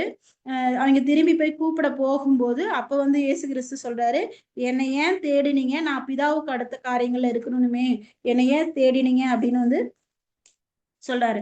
அங்கேயே வந்து சொல்றத வந்து நம்ம வந்து பாக்குறோம். அது மட்டும் இல்லாம மத்தேயு 12:46-50 இங்க வந்து அங்க வந்து என்ன சொல்றாருன்னா, இயேசு கிறிஸ்துவோட தாயாரும் அவனுடைய சகோதரரும் வெளியில நிக்கிறாங்க அப்படின்னு சொல்லும் போது அப்ப இயேசு கிறிஸ்து என்ன சொல்றாரு, என் சித்தத்தின்படி யாரு செய்யறாங்களோ அவங்கதான் என்னுடைய தாயாரும் சகோதரர்களும் என்று சொல்லதை வந்து நம்ம வந்து பாக்குறோம். அங்கேயும் வந்து நம்ம பாக்குறோம். சோ இப்படி வந்து ஒரு கசப்பான ஒரு சூழ்நிலையில வந்து இவ வந்து கடந்து செல்வதை வந்து நம்ம வந்து பார்க்கிறோம். அநேக இடங்களில் தன்னோட தாயை வந்து ஸ்திரீயே ஸ்திரீன்னு சொல்லுகிறத வந்து நம்ம வந்து பார்க்க முடியும். அப்போதான் தன்னோட இருதயத்துல அவ சிந்தித்து சிந்தித்து வைத்துட்டு இருந்தா இல்லையா, என்ன சிந்திச்சிருப்பா அவ, நம்மளோட அவ வந்து ஒரு மனுஷனா தன்னுடைய குமாரன் என்பதை விட அவர் தேவனுடைய குமாரன் என்பதை வந்து என்ன பண்ணிருப்பா, அவ தன்னுடைய சிந்திச்சு தன் இருதயத்துல வச்சிருந்திருப்பா. அது மட்டும் இல்லாம அவரு வந்து தனக்கு சொந்தமானவர் அல்ல, அவர் வந்து இந்த ஜனத்துக்காக, இந்த ஜனத்தின் பாவம் மீட்புக்காக, ரட்சிப்பின் மீட்புக்காக வந்து வந்தவர், அவர் பணியை வந்து நிறைவேற்ற வந்தவர் என்பதை வந்து என்ன பண்ணிருப்பா, கண்டிப்பா மரியாள் வந்து அறிந்து கொண்டு அவ வந்து என்ன பண்ணிருப்பா, இப்படி ஸ்திரீயேன்னு கூப்பிடும் போது கூட அவ வந்து என்ன பண்ணிருக்க மாட்டா, கண்டிப்பா கடினப்பட்டிருக்க மாட்டா, கசப்பா இருக்க மாட்டா, அவளுடைய இருதயத்துல வருத்தம் வந்து இருந்திருக்காதுன்னு சொல்லி பாக்குறேன். ஏன்னா அவ அந்த இயேசு கிறிஸ்து பற்றி சொல்லப்பட்ட எல்லா காரியங்களை குறித்து சிந்திச்சு சிந்திச்சு என்ன பண்றா, அவ வந்து தியானிச்சு கொண்டுட்டு இருக்கிறா. தனக்கு மகன், ஒரு மனுஷ பிரகாரமா ஒரு மகன் என்பதை விட அவருடைய தேவகுமாரன், அவருடைய திட்டத்தை நிறைவேற்றதான் இந்த உலகத்துக்கு வந்திருக்கிறார் என்பதை வந்து அதிகமா வந்து புரிஞ்சிருப்பான்னு சொல்லிட்டு நம்ம வந்து தியானிக்க முடியும். அது மட்டும் இல்லாம இந்த லூக்கா 2:35 வந்து இந்த சிமியோன் வந்து ஒரு வார்த்தை சொல்லுவாரு. லூக்கா 2:35 சாரி, நான் ஒரு 5 நிமிஷம் மட்டும் எடுத்துக்கிறேன், சாரி. உன் ஆத்மாவையும் ஒரு பட்டயம் உருவி போகும் என்று சொல்றாரு. சோ இங்க வந்து என்ன சொல்றாரு, இந்த இந்த இந்த இந்த காரியம் வந்து என்னன்னு பார்க்கும்போது ஒரு ஆத்மாவும் உன்னுடைய பட்டயம் உன் ஆத்மாவையும் ஒரு பட்டயம் உருவி போகும்னு சொல்லிட்டு சிமியோன் மரியாளுக்கு சொல்ற காரியம் என்னன்னு பார்க்கும்போது தன்னுடைய குமாரனுடைய மரணத்தை வந்து நேரில பாக்குற ஒரு தாய், அந்த ஒரு சூழ்நிலையை வந்து அவ கடந்து வருவா அப்படிங்கிறது தான் வந்து சிமியோன் வந்து இங்க வந்து சொல்றாரு. சோ யோவான் 19:25-25 வாசிக்கும் போது அந்த சிலுவையின் அருகே இயேசு கிறிஸ்து வந்து சிலுவையில அறையப்படும் போது அந்த சிலுவையின் அருகே அந்த அருகே வந்து என்ன பண்றா, மரியாள் வந்து நின்று அழுது கொண்டிருக்கிறத நம்ம வந்து பார்க்க முடியும். சோ ஒரு குமாரனுடைய மரணத்தை வந்து ஒரு தாயா நின்று பார்க்கும்போது அவளுக்கு ஒரு வேதனையும் எப்படிப்பட்ட ஒரு வேதனை இருந்திருக்குன்னு சொல்லிட்டு நம்ம வந்து இங்க பார்க்க முடியும். எக்ஸாம்பிளுக்கு வந்து சொன்னா, ஒரு போர் வீரன் இருக்காரு, சோல்ஜர் வந்து இருக்காங்க. அவங்க வந்து சப்போஸ் போர்ல இறந்துட்டாங்க அப்படின்னா, கவர்மெண்ட் என்ன பண்ணும், சென்ட்ரல் கவர்மெண்ட், ஸ்டேட் கவர்மெண்ட் சொல்லிட்டு அநேக வெகுமதிகளை இல்லைன்னா பணத்தை அவங்க குடும்பத்துக்கு கொடுக்கும். அது மட்டும் இல்லாம சொந்தக்காரர்கள், மற்ற சமுதாயத்தில் உள்ளவர்கள் எல்லாம் அந்த வீரரை குறித்து பாராட்டுவாங்க. ஆனா ஒரு தாய்க்கு எப்படி இருக்கும், அது அந்த மகனை இழந்ததை வந்து துக்கம் வந்து அவளுக்கு கண்டிப்பா வந்து இருக்குன்னு சொல்லிட்டு நம்ம பார்க்கிறோம். அது போலதான் இயேசு கிறிஸ்துவோடைய தாயாகி மரியாளுக்கு வந்து அவர் வந்து தன் கண் முன்னாலே வந்து சிலுவையில் அடிக்கப்படுவதும் மரணத்தை அடைவதும் வந்து அவளுக்கு வந்து ஒரு கடினமான ஒரு காரியமா வந்து இருந்ததை சொல்லிட்டு நம்ம வந்து பார்க்கிறோம். சோ அது மட்டும் இல்லாம கடைசியா ஒரே ஒரு வசனத்தை மட்டும் வாசிக்கலாம். அப்போஸ்தலர் 1:14. அப்போஸ்தலர் 1:14 பாக்குறோம். அங்கே இவர்கள் எல்லாரும் ஸ்திரீகளோடும் இயேசுவின் தாயாகிய மரியாளோடும் அவருடைய சகோதரரும் கூட ஒருமனப்பட்டு ஜெபத்திலும் வேண்டுதலிலும் தரித்திருந்தார்கள்னு சொல்லிட்டு பாக்குறோம். சோ இயேசு கிறிஸ்து மரணத்திலும் வந்து மரியாள் இருக்கிறாங்க. அதுக்கப்புறம் உயிர் தெழுந்ததுலயும் நம்ம வந்து உயிர் தெழுந்தது பிறகு எல்லா சீசர்களும் கூடி ஒருமனப்பட்டு ஜெபம் பண்ற ஒரு காரியத்துல வந்து அவங்க வந்து அந்த கூட்டத்துல இருக்கிறாங்கன்னு சொல்லி பாக்குறோம். சோ அவங்க இயேசு வந்து இப்போ மரியாள் வந்து ஒரு நல்ல ஒரு சீசியாக இருந்தான்னு சொல்லி நம்ம என்ன பண்ண முடியும், இங்க வாசிக்கிற இந்த காரியத்துல இருந்து நம்ம அறிந்து கொள்ள முடியும் இல்லைங்களா? சோ அவர் நல்ல ஒரு சீர்சியாக வாழ்ந்ததை குறித்து வாழ்ந்து இந்த உலகத்தை கடந்து போயிருப்பா அப்படிங்கறது வந்து நம்ம என்ன பண்ண முடியும், யூகிக்க முடியும். சோ இப்படி வந்து மரியாள் வந்து இயேசு கிறிஸ்து பிறந்தது முதல் மரணம் வரைக்கும், அதற்கு அப்புறமும் இயேசு கிறிஸ்துக்கு ஒரு நல்ல சீசியாக வாழ்ந்து காட்டின வாழ்க்கையை நம்ம வந்து என்ன பண்ண முடியும், இங்க பார்க்க முடியும். சோ இப்படி மரியாள் வந்து என்ன பண்ணுது, அவளுடைய விசுவாசம், அவளுடைய கீழ்ப்படிதல், அவளுடைய ஒப்படைப்பு, அவளுடைய பரிசுத்தம், அவளுடைய தேவ பக்தி இல்லைங்களா, மற்றும் இந்த காரியங்களை எல்லாம் நம்ம பார்க்கும்போது நிஜமாலுமே அவ வம்ச வரலாறுல வந்து அவளுடைய பேர் இடம்பெற்றிருப்பது வந்து ஒரு சிறப்பான ஒரு காரியம்னு சொல்லிட்டு நம்ம பார்க்கிறோம். சோ நம்ம வந்து இன்றைக்கு பத்சேபாலை குறித்தும் மரியாளை குறித்து பார்த்தோம். பத்சேபாலுடைய ஒரு சூழ்நிலை கைதியா இருந்து தன்னுடைய நிலைமை மாறுகிறதையும் அதுக்காக பொறுமையா காத்திருந்தான்னு சொல்லிட்டு பாக்குறோம். காத்திருந்த அவளுக்கு வந்து இயேசு கிறிஸ்து வம்ச வரலாற்றுல ஒரு இடம் கிடைக்கிறத நம்ம வந்து பார்க்க முடியும். அதே போல மரியாள் வந்து நாசரேத் ஊர்ல பிறந்திருந்தாலும் அந்த சூழ்நிலைகள் மத்தியிலும் தன்னை தேவ பக்தி உள்ளவளா காத்துக்கொண்டு பரிசுத்தம் உள்ளவளா இருந்தான்னு சொல்லிட்டு நம்ம பார்க்க முடியும். அது மட்டும் இல்லாம தேவனுக்கு தன்னை முழுமையா ஒப்பு கொடுக்கிற ஆண்டவருடைய அடிமை, அவருடைய வார்த்தையின்படி ஆக கடவுது என்று சொல்லி ஒப்பு கொடுக்கிறதையும், அது மட்டும் இல்லாம அவர் வந்து பாத்தீங்கன்னா அவரோட இயேசு கிறிஸ்து சொல்லப்பட்ட காரியங்கள்லாம் தன் இருதயத்துல வைத்து சிந்தித்து கொண்டிருக்கிறதையும், இந்த உலகத்தார இயேசு கிறிஸ்து கர்ப்பம் தரிச்சிருக்கும் போது கண்டிப்பா இந்த உலகத்தால அவமானப்பட்டிருப்பா, அசிங்கப்பட்டிருப்பா இல்லைங்களா, கேவலமா பேசப்பட்டிருப்பா. ஆனாலும் அதையெல்லாம் தாங்கி கொண்டு என்ன பண்றா, இயேசு கிறிஸ்து நல்லபடியா வந்து அவ பெற்று இந்த உலகத்துக்கு கொடுக்கறத நம்ம வந்து பார்க்க முடியும். அது மட்டும் இல்லாம தன்னுடைய கடைசி சிலுவை வரைக்கும் வந்து என்ன பண்றா, வரத நம்ம பாக்குறோம். அதுக்கப்புறமும் வந்து ஒரு நல்ல ஒரு சீசியா வாழ்ந்து அவளோட வாழ்க்கை முடிந்திருக்கும், கடந்து போயிருப்பான்னு சொல்லிட்டு நம்ம வந்து என்ன பண்ண முடியும், இந்த வசனங்கள் மூலம் நம்ம வந்து அறிந்து கொள்ள முடியும். சோ இப்படிப்பட்ட இந்த அம்ச வரலாறு இடம்பெற்ற முதல் 4 ஸ்திரீகள் வந்து பாத்தீங்கன்னா புறஜாதியாரோட ஸ்திரீகள் தான் சொல்லிட்டு நம்ம பாக்குறோம். சோ இந்த 5வது ஸ்திரீ மரியாள் தான் வந்து யூதா கோத்திரத்துல இருந்து வந்த ஒரு ஸ்திரீன்னு சொல்லிட்டு நம்ம பாக்குறோம். சோ இப்படி வந்து இந்த காரியங்கள் எல்லாம் அந்த ஸ்திரீகளை குறித்து நம்ம தியானிக்கும் போது இதெல்லாம் நமக்கு வந்து ஒரு குட் எக்ஸாம்பிளா இருக்கு. சோ எபிரேயர் 12:1 நம்ம என்ன பண்றோம், சோ இத்தனை திரளான சாட்சிகள் வந்து நமக்கு முன்பாக இருக்குது.